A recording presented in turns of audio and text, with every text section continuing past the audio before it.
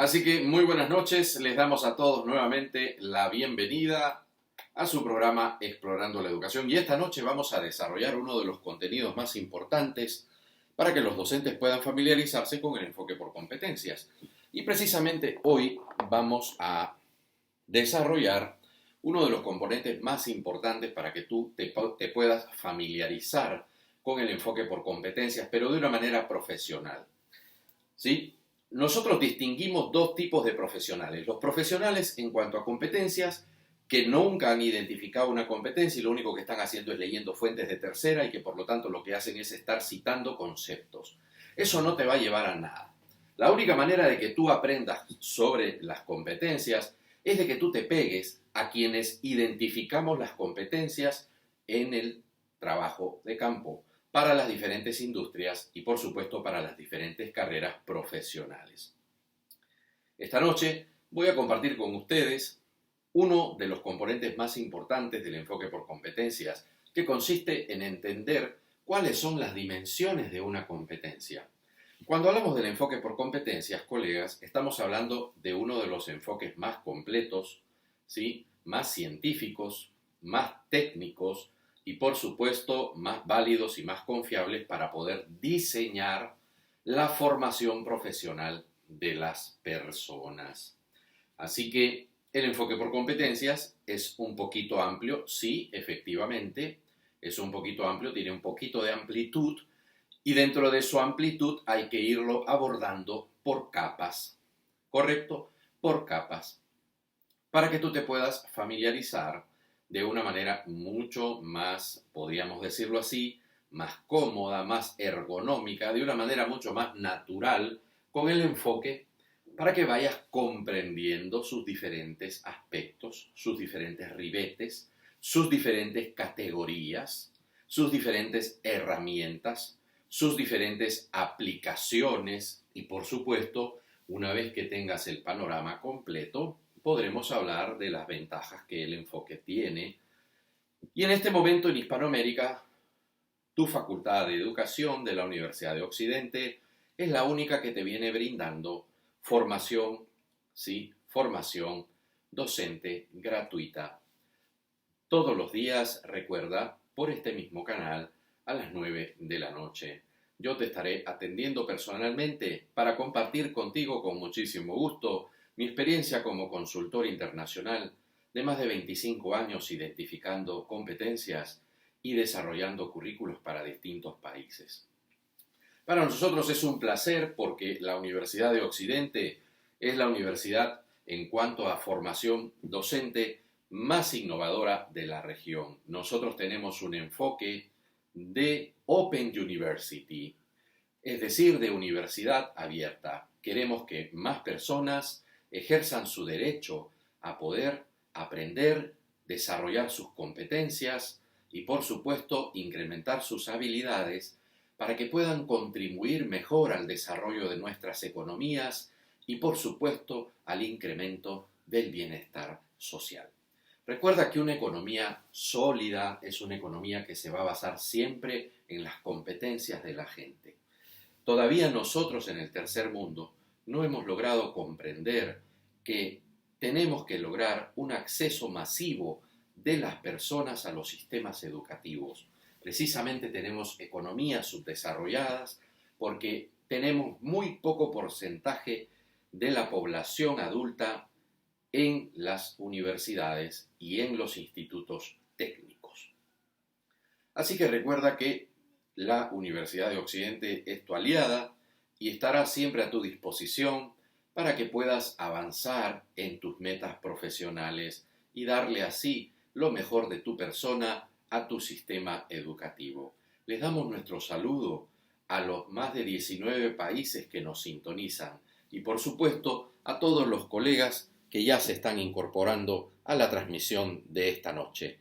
Tenemos colegas desde Apurímac, un fuerte abrazo para todos ustedes, colegas de Lima, Huacho, Pucallpa, Ucayali, Ayacucho, Apurímac y por supuesto del resto del Perú. No te olvides de dejar tus saludos indicándonos desde qué parte del Perú nos estás sintonizando.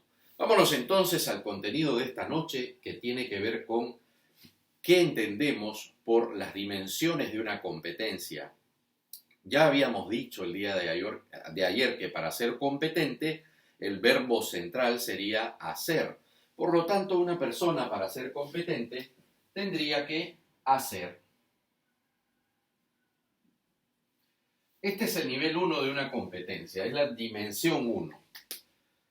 Si una persona es competente, tiene que hacer lo que indica la competencia de acuerdo a los estándares, de acuerdo a los indicadores que la misma competencia establece. Es decir, una competencia siempre será una especificación técnica para que las personas puedan hacer algo. Por ejemplo, si yo tengo un docente, una competencia del docente será planificar. Y aquí ponemos un ejemplo, planificar.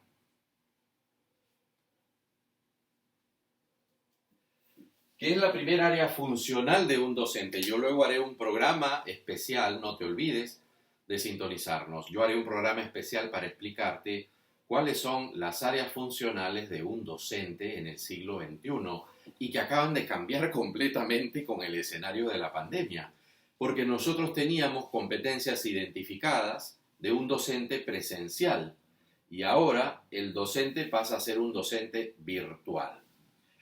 Ojo, colegas, que aunque hay muchísimos sistemas educativos, ¿sí?, que están pretendiendo volver a la presencialidad, déjenme comunicarles lo siguiente, que hay muchísimos otros sistemas educativos que han venido luchando por no continuar en la presencialidad, sino por poder pasar a la virtualidad completamente. Entonces haremos un programa más adelante especializado en cuáles serían las ventajas de continuar trabajando presencialmente o si por el contrario los sistemas educativos deberían continuar, ¿sí?, profundizando sus capacidades para trabajar de manera virtual y por ende ya no retroceder a la presencialidad. Entonces, lo primero que tiene que hacer un docente, como es lógico, es planificar experiencias de enseñanza-aprendizaje, pero esas experiencias de enseñanza-aprendizaje tienen que tener lo que nosotros denominamos una condición. Planificar experiencias de enseñanza-aprendizaje para una población en un territorio, porque nosotros no planificamos las experiencias de aprendizaje, querido colega, no las planificamos nosotros para toda la población. Cada docente es especialista en un grupo poblacional, en un llamado grupo etario. Por lo tanto, nadie puede planificar experiencias de aprendizaje para todos los grupos humanos. Cada docente tiene que especializarse en realizar la planificación para el grupo humano, para el grupo etario y en un determinado territorio en el cual él se ha especializado. ¿Correcto? Entonces, para que una persona sea competente, lo primero que tiene que hacer, o lo primero que tendría que demostrar es que esa persona puede hacer algo, pero hacerlo bien, ¿correcto? Y para hacerlo bien, tiene que realizar ese desempeño o realizar ese producto, tiene que realizarlo de acuerdo a las especificaciones, de acuerdo a las especificaciones de la competencia. ¿Correcto? Muy bien. Pero para poder ser competente requerimos otra dimensión más, otra dimensión adicional, ¿sí? Otra dimensión adicional. ¿Y cuál es la dimensión adicional? Que para ser competente necesitamos pasar a una dimensión 2. Debe hacer, pero debe hacerlo en equipo. Esa es la dimensión 2 de la competencia. ¿Qué significa esto? Que una persona no es competente si hace las cosas bien solo. ¿Sí? Para que la persona sea competente, tiene que aprender a hacer lo que indica la competencia, pero tiene que aprender a hacerlo de manera, ¿sí?, de manera grupal, en conjunto, en trabajo en equipo, con el resto de personas que conforman su unidad de trabajo, su unidad de producción, ¿sí? Su unidad de convivencia productiva. Entonces, no es posible que una persona sea competente realizando lo que se denomina comportamientos especializados o desempeños especializados si los trabaja individualmente. Algo muy interesante pasó en la Escuela de Negocios de Harvard, donde para poderse ya graduar, siempre los estudiantes de la Escuela de Negocios llegaban al término ya de su carrera y resolvían un caso individualmente. Se reunieron entonces las autoridades de esta Escuela de Negocios y tomaron una decisión trascendental. Tomaron la decisión de agregarle al hacer trabajar en equipo. ¿Y qué hicieron? Citaron a todos los estudiantes que iban ya a graduarse realizando el trabajo final de la carrera y les comunicaron: señores, a partir de la fecha, ustedes entonces van a ser agrupados. Van a tener que realizar un trabajo en equipo para graduarse. El trabajo en equipo ya no va a ser individual. ¿Qué significa esto? Que ellos agruparon, hicieron grupos de 3, colocando grupos mixtos, estudiantes de alto rendimiento, mediano rendimiento y bajo rendimiento.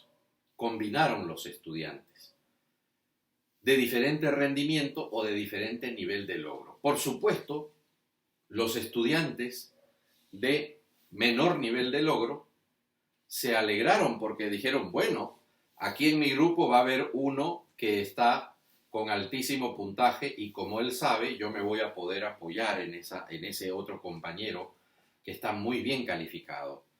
El intermedio también muy alegre porque va a estar trabajando con un estudiante altamente calificado, pero un poco descontento porque en el grupo hay alguien de menor rendimiento.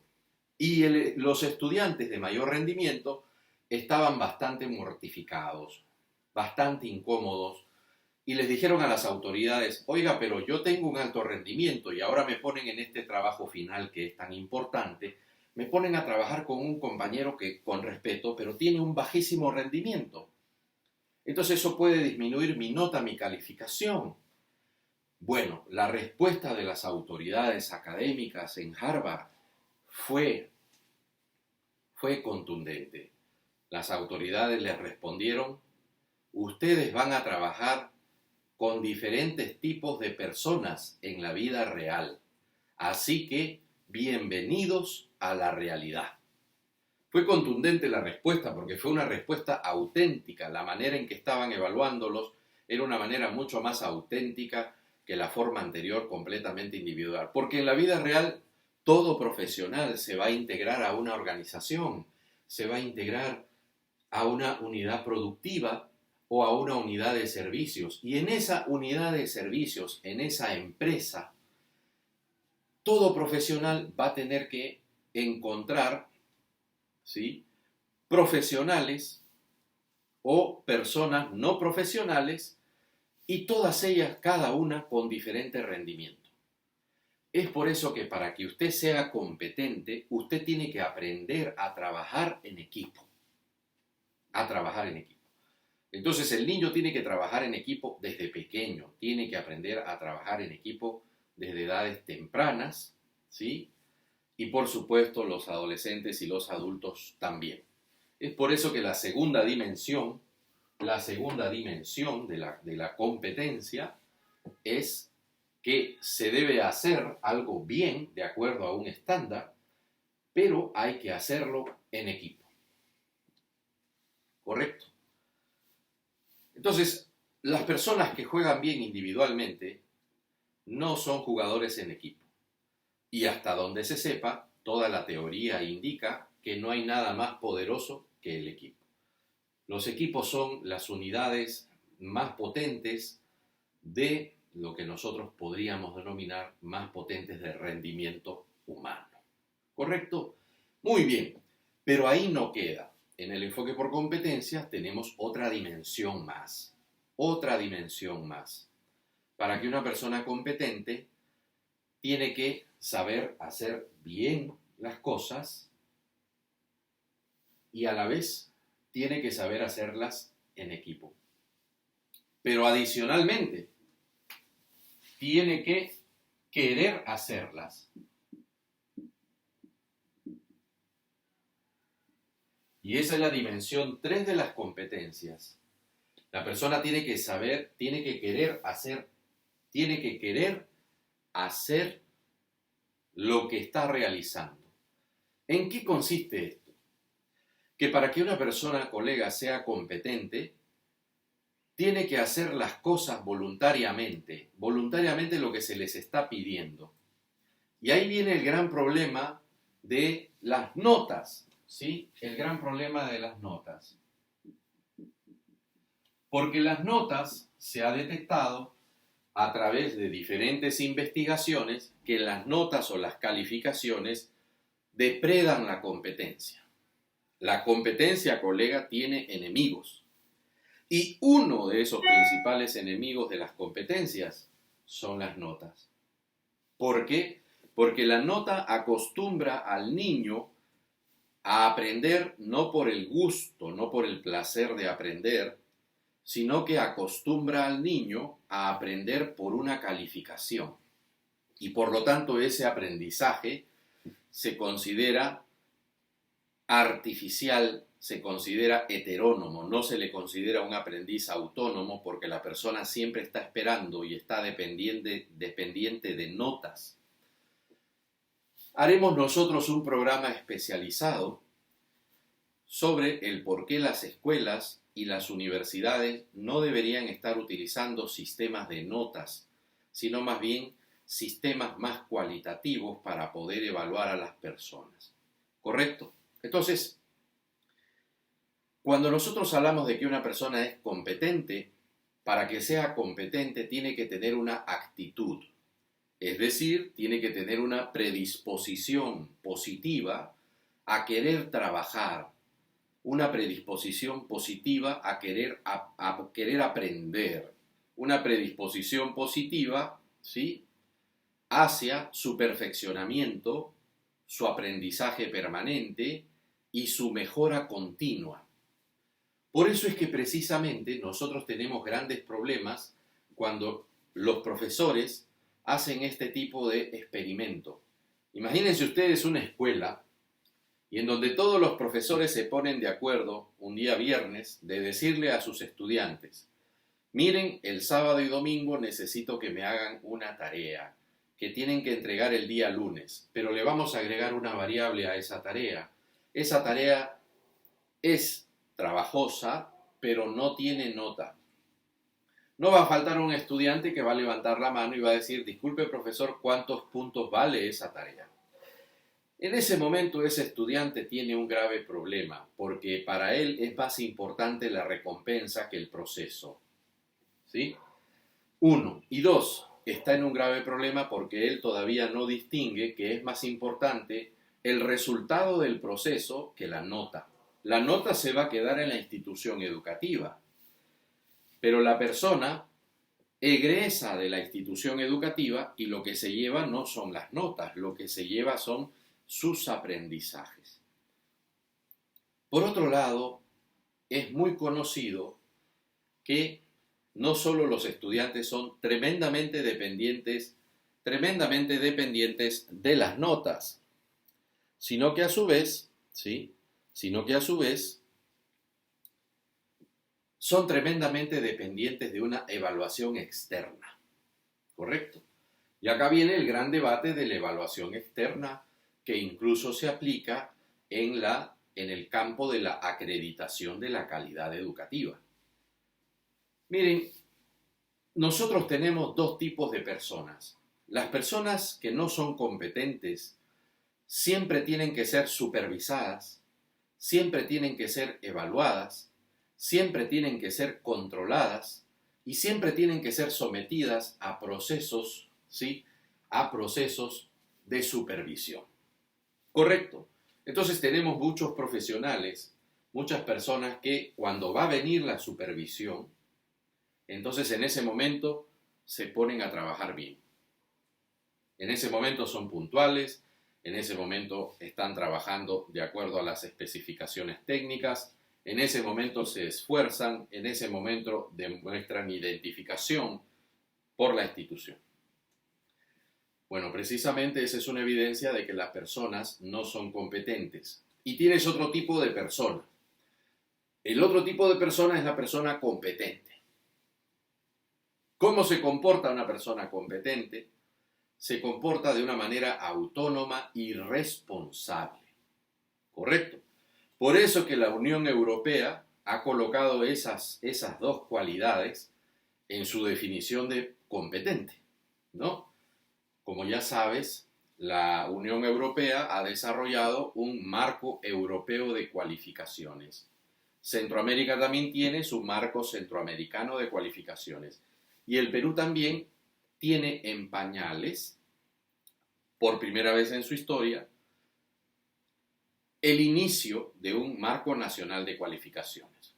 Entonces, los europeos se dan cuenta de esto y establecen que para que una persona sea competente tiene que ser responsable en su trabajo y tiene que ser una persona autónoma, es decir, que no requiere de ser supervisada para que haga bien su trabajo. Entonces, una persona competente será competente cuando quiere hacer su trabajo bien, cuando lo mejora permanentemente, Y cuando no depende, entonces, no depende de ninguna supervisión, de la amenaza de ninguna evaluación, de ningún control, no depende de ningún monitoreo para hacer bien su trabajo. Ya es una persona que continuamente se está automonitoreando. Podríamos expresarlo en términos de evaluación. Esta persona se está autoevaluando permanentemente. Y a la hora de autoevaluarse, obtiene una data y con esa data toma mejores decisiones para mejorar su desempeño. Por lo tanto, entonces, colegas, esta es la tercera dimensión de una competencia. ¿Correcto? Muy bien. Ahora vámonos al cuarto elemento o la cuarta dimensión de una competencia. Para que las personas sean competentes, requiere un cuarto elemento. Requiere trabajar éticamente. Y ese es uno de los elementos, ¿sí? Es uno de los elementos más importantes de una competencia.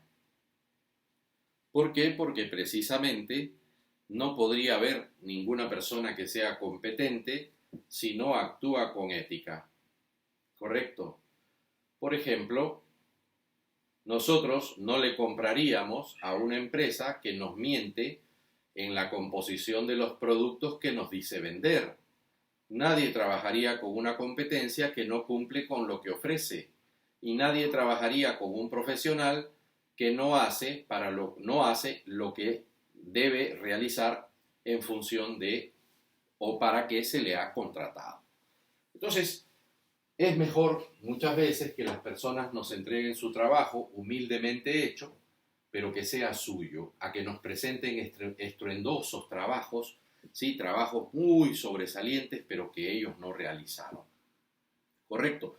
Entonces, colegas, resumiendo, para ser competente nosotros necesitamos que la persona cumpla con 4 dimensiones. En primer lugar, que haga, ¿sí? Que realice el desempeño o el producto de acuerdo a las especificaciones de la competencia. Segundo, que lo haga en equipo, es decir, trabajando con otros. Tercero, que quiera hacerlo. Y cuarto, que lo haga éticamente. Esta parte actitudinal, como les mencionaba, es fundamental porque toda la evidencia internacional ha venido indicando que las personas trabajan mejor haciendo lo que les gusta. Es decir, usted va a encontrar un buen pintor, un buen mecánico, un buen futbolista, un buen ingeniero, un buen abogado, un buen docente, que por supuesto va a ser bueno porque le gusta la carrera. ¿Ve? Entonces no puede haber un buen profesional, un profesional competente, sin que le guste lo que él está haciendo. Entonces, la parte actitudinal de la competencia es fundamental, porque nadie va a trabajar bien en algo que no le agrada. Y finalmente, este componente ético es fundamental porque la gran mayoría de estudiantes están pensando que quieren ser especialistas en algo, pero no entienden que la ética es un componente fundamental de su competencia. Cuando yo doy diferentes conferencias en las universidades que me contratan y me dicen, por ejemplo, queremos que des una conferencia a los egresados de esta determinada carrera o una conferencia a nuestros egresados. Entonces yo siempre les digo a los egresados, les hago una pregunta. A ver, por ejemplo, ustedes de qué carrera son y quiero que me digan en qué se sienten más competentes. Entonces los egresados, por ejemplo, de ingeniería me suelen decir, bueno, una ingeniería industrial me pueden decir, bueno, me siento más competente en investigación de operaciones. Oh, perfecto, ¿no? Bueno, otros dicen, yo me siento más inteligente en lo que se denomina, por ejemplo, generación de nuevos productos. Ah, perfecto. Otros, por ejemplo, dicen, bueno, yo me considero más competente en desecho de residuos sólidos. Ah, ok, perfecto. Y otros pueden decir, bueno, yo me siento más competente en el campo de, por así decirlo, la postproducción. Bueno, perfecto. Lo curioso es que todos los estudiantes universitarios a los que yo he preguntado y con los que me he relacionado en diferentes conferencias, todos se refieren a que son competentes en campos técnicos o en campos científicos. Y una competencia no solo tiene una dimensión, una persona competente, no solo tiene una dimensión técnica o una dimensión netamente científica. Ninguno de los estudiantes, por lo general, levanta la mano y me dice, yo me siento competente en el campo ético de mi profesión. Es decir, soy un profesional íntegro que cumplo con lo que ofrezco y logro, por supuesto, mis resultados sin hacer trampa. Ahí está la dimensión ética de la competencia.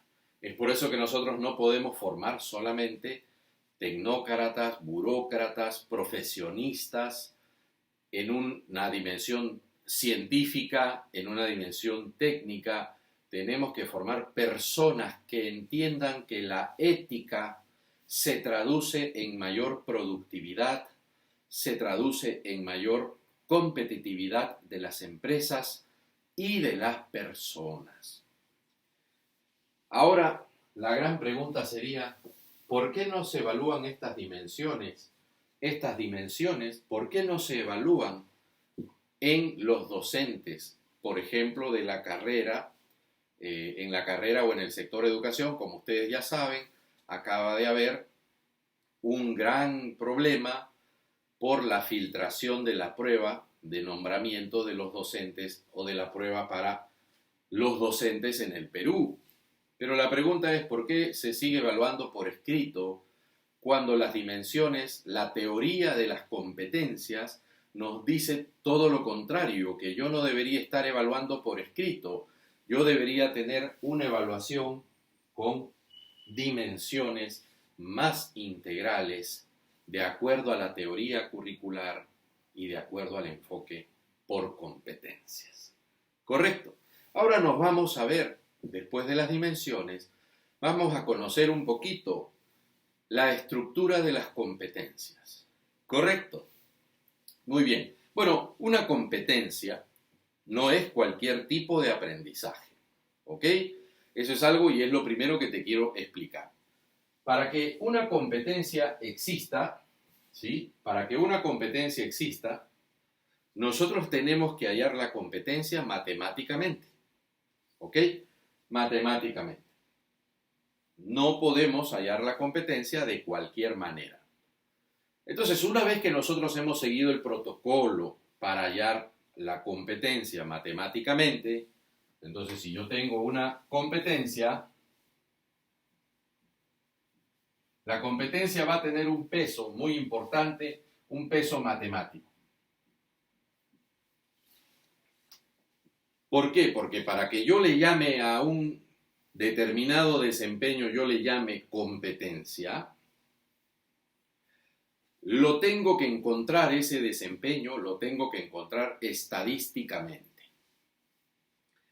Recuerden bien, colegas, que ya desde hace algunas transmisiones atrás les vengo comunicando que el enfoque por competencias no se aplica a la educación básica. ¿Correcto? Nosotros, los expertos mundiales en identificación de competencias, no aplicamos el enfoque a la educación básica. Todos los profesores que están en los ministerios que han cometido el error de aplicar el enfoque a la educación primaria y secundaria y a la inicial, son profesionales que no tienen cualificación ni formación en el campo de las competencias. Es decir, no han identificado competencias nunca. ¿Ya? Entonces yo para identificar una competencia tengo que tomar en cuenta la matemática, el objeto de estudio que es el trabajo y la unidad de información que son los trabajadores.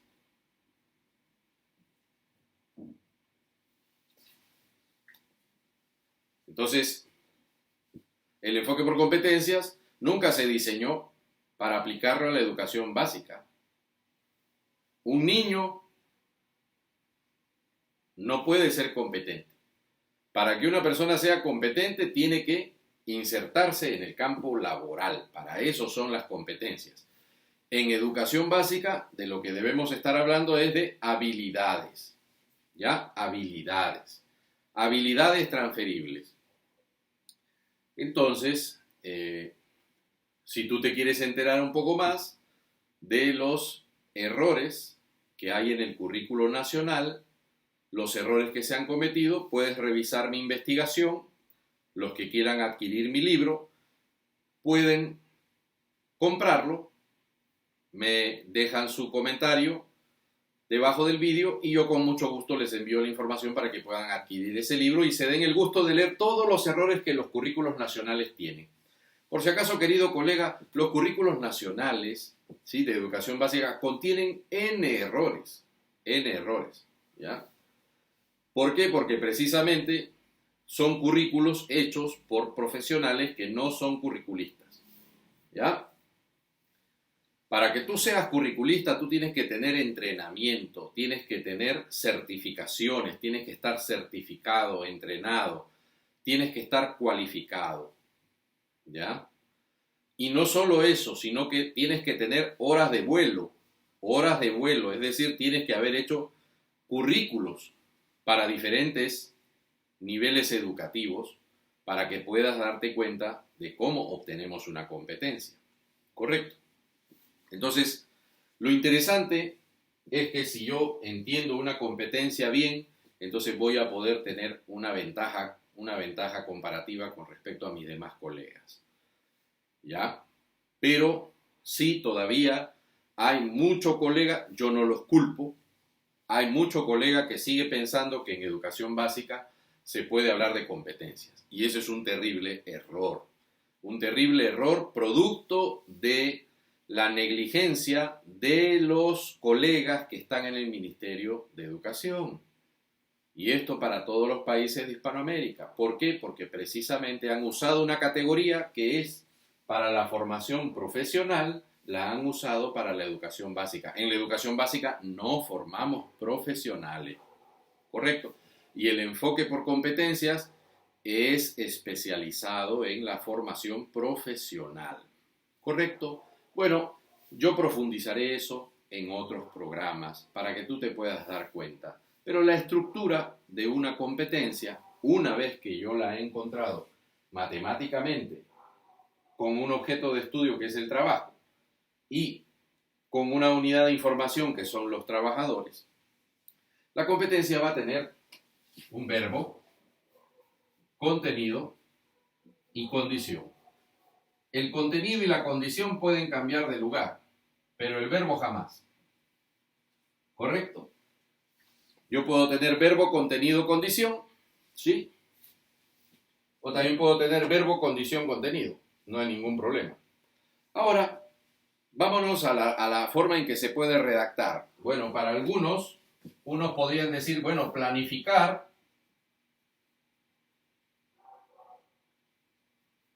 y otros podrían decir planifica. ¿Correcto? Bueno, en realidad es irrelevante. Si tú pones planificar, eso no lo vuelve un objetivo. O si tú pones planifica, eso no lo vuelve una competencia. Lo que hace que una competencia sea tal es la matemática, el objeto de estudio y la unidad de información. Es irrelevante si usted pone planifica o planificar. Eso es irrelevante, porque la competencia se determina no por su forma. La competencia se determina por la manera en que se ha identificado, es decir, por el método que se ha seguido para poderlo identificar. ¿Correcto? Entonces, esa sería la estructura gramatical de una competencia. Y luego entonces, colegas, después de ver las dimensiones de la competencia, ver la estructura gramatical de la competencia, podríamos hablar de algunos enemigos de la competencia. En efecto, las competencias tienen enemigos, ¿sí? Tienen diferentes tipos de enemigos. ¿Qué significan los enemigos de la competencia? Los enemigos de la competencia, por supuesto, que son varios, vamos a enumerarlos. Los enemigos de las competencias son numerosos, pero lo más sorprendente es que los enemigos de las competencias precisamente se encuentran en nuestras prácticas diarias. ¿Correcto? En nuestra práctica diaria. Y yo voy a anotar algunos de esos grandes enemigos de las competencias. Bueno, en primer lugar, uno de los enemigos son las notas. Otro de los enemigos, la evaluación. Otro de los enemigos es el corto tiempo. Otro de los enemigos es la sobrecarga curricular. Otro de los enemigos de las competencias son los métodos. Aquí tienes 5 de los principales enemigos de las competencias. ¿Quieres que te explique cada uno? Con mucho gusto. En primer lugar, las notas son enemigas de las competencias porque una persona competente es competente porque quiere hacer las cosas voluntariamente. Y si una persona considera que la nota es más importante que su rendimiento, entonces en ese momento la persona no es competente. Para que nosotros desarrollemos las competencias, necesitamos eliminar las notas. ¿Qué sería más adecuado? ¿Utilizar letras? No, lo más adecuado no son ni los números ni las letras. ¿Por qué? Porque son lo mismo. Lo más importante es que nosotros podamos, ¿sí?, retroalimentar a la persona y darle a conocer que también está realizando algo, ¿sí? Y qué necesita para mejorar, qué está haciendo bien, qué requiere para mejorar, sin necesidad de estar utilizando notas. El segundo enemigo de las competencias es la evaluación, porque en la evaluación el docente es juez y parte.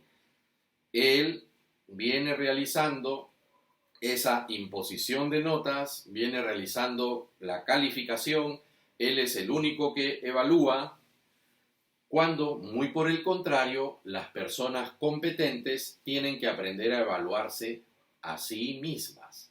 ¿Por qué? Porque no toda la vida, los 365 días del año, van a tener personas que los están evaluando, monitoreando o supervisando. Por lo tanto, una persona competente tiene que autoevaluarse. Mientras que las escuelas y las universidades sigan trabajando una evaluación unilateral por parte del docente, los estudiantes no podrán ser competentes porque no desarrollarán la habilidad de poder autoevaluarse en función de estándares. La tercera o el tercer enemigo de las competencias es el tiempo. Ningún currículo de Hispanoamérica ha logrado determinar técnicamente cuánto tiempo se necesita para desarrollar todas las unidades de aprendizaje que están planificadas. ¿Correcto? Esto significa que las unidades de aprendizaje han sido diseñadas sin tomar en cuenta el factor tiempo. Una investigación muy interesante, los estándares de educación básica que me llegaron de Estados Unidos, están llegando a la conclusión de que por lo menos para poder desarrollar lo que está en los currículos, los profesores necesitarían el 70% más de tiempo adicional. Por eso, no podemos continuar desarrollando competencias en tan poco tiempo. Necesitamos más tiempo para desarrollar las competencias. Sobrecarga curricular, cuarto enemigo de las competencias. Los currículos no solo tienen corto tiempo, sino que están hipercargados, están sobrecargados de contenidos.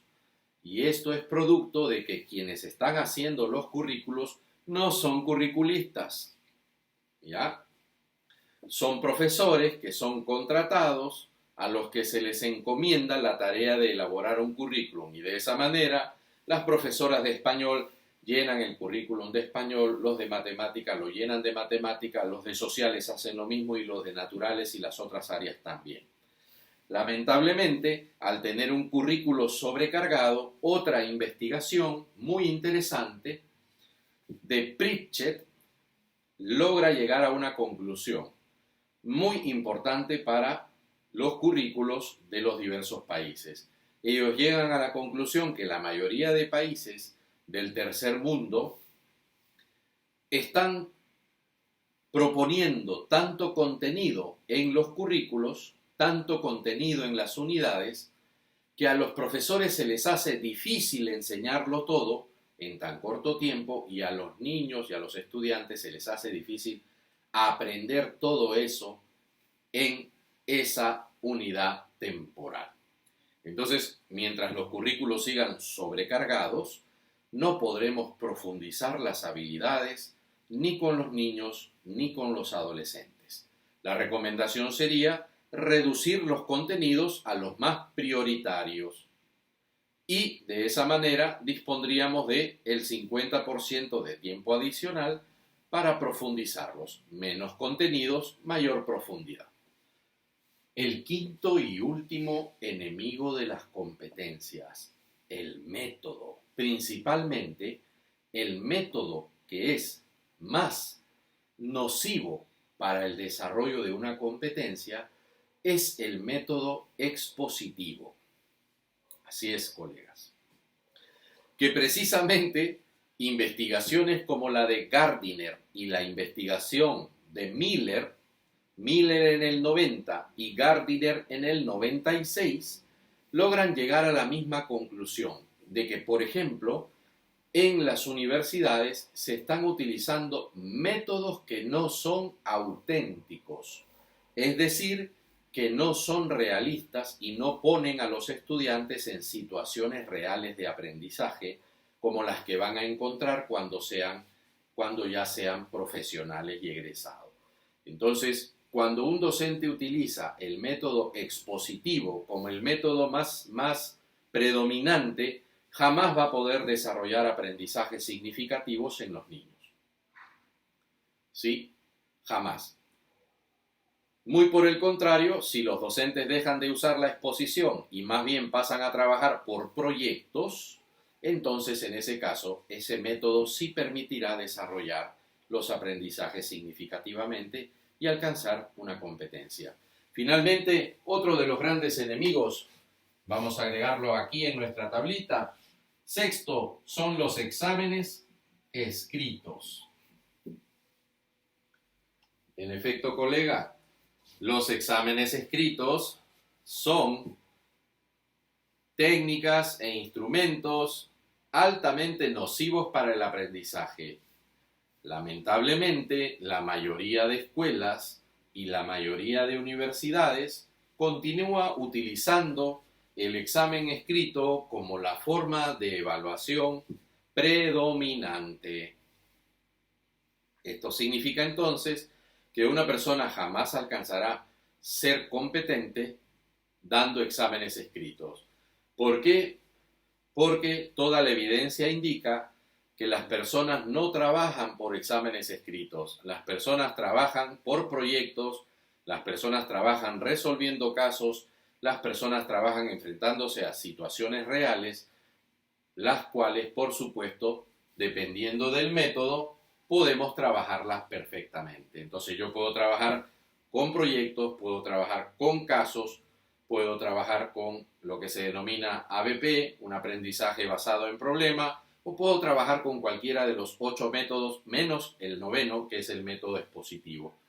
De esa manera, los exámenes escritos deberían ser eliminados paulatinamente para que los niños, adultos y adolescentes puedan ser sometidos a experiencias más realistas que nos permitan comprobar si sus competencias o sus aprendizajes se están logrando. Así que, querido colega, ¿qué te ha parecido el episodio de esta noche? Espero que te haya gustado. En resumen, hemos analizado las dimensiones de una competencia, hemos analizado la estructura gramatical de la competencia y finalmente hemos terminado nuestra sesión de esta noche analizando cuáles son los principales factores o enemigos para el logro de las competencias. Déjame saber de qué parte del Perú nos estás sintonizando o desde qué país estás sintonizando nuestro programa. Déjame saber, por supuesto, tus comentarios sobre nuestras transmisiones y si tienes una pregunta, por supuesto, también déjala en los comentarios para con muchísimo gusto responderte apenas tengamos un tiempito. Por mi parte, ha sido un placer estar con ustedes esta noche y en nombre de la Universidad de Occidente y la Facultad de Educación ha sido para mí un placer atenderlos y contribuir a que ustedes incrementen su formación, su actualización profesional.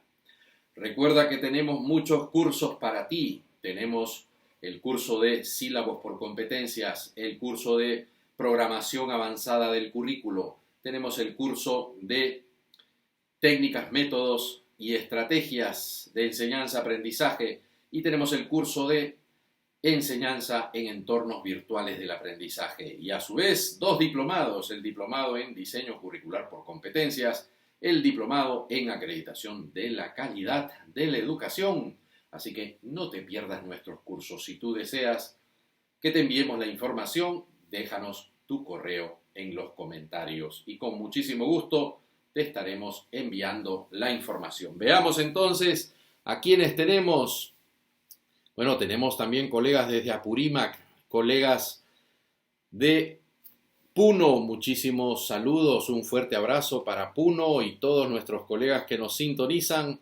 Muchos saludos también para los colegas de Apurímac, muchos saludos para Chachapoyas, los que nos están sintonizando.